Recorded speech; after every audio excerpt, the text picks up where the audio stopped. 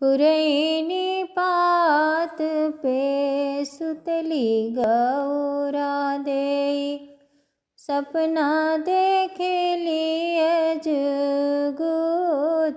हो। मोरंग देश एक बाजन बाजेला, के कर होला बियाह हो। टोला परोसिनी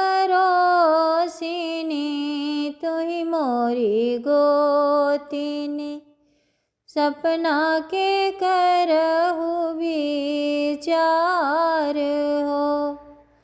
मोरंग देश एक बाजन बाजेला, शिव जी के होला विवाह हो।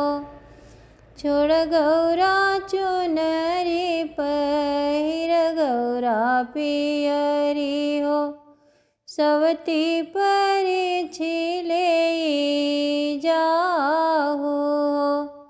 सवती परिछि गौरा घर में ले अइलिनी, इत हई बहिनी हमार हो।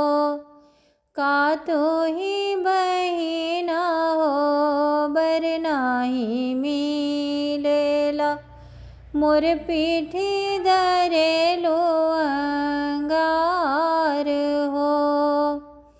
सार पैठी बैना गोबर कढ़बे हो, लड़िका खेलई में तुहार हो।